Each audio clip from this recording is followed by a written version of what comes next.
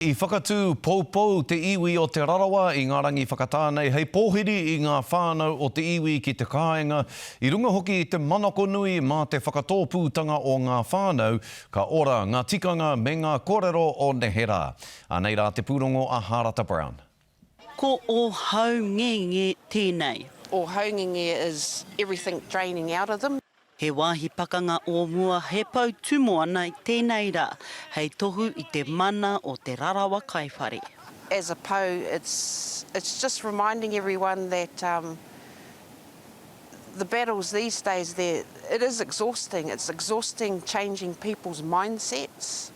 What we're trying to do around here is take back control, basically. Rūnanga ana ko ngā uri o te iwi ki Roma nei, ki te ako i ngā kōrero mo ngā tūpuna pēnei a pōroa, ko te o hāki o pōroa te ingoa o tēnei whare tonu.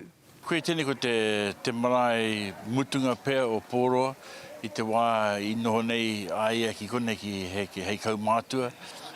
Nā, ko pōroa ki te rangatira o Taua Wāra, kei kone anō wana uri, mai mga muka, taino mai ki ahi para nei, wana tōna mana, kei kone tonu mātuku noho pūmau nei ki tēnā tupuna.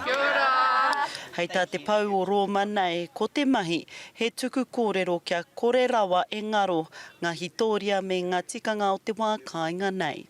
We did the tukutuku for Te Ohaki, for the whare.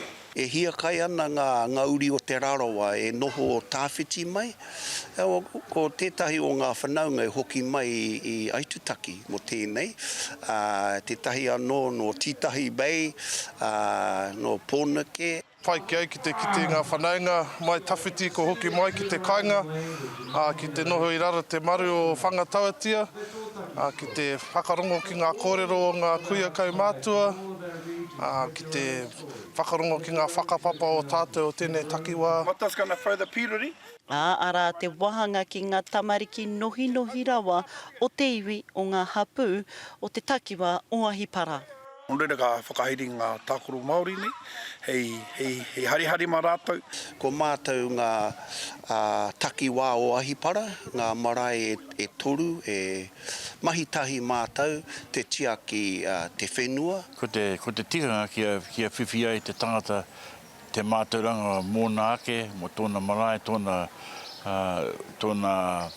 tūranga waiwai, kia tūrangatira hoki te tangata i rungi tōna iwitanga.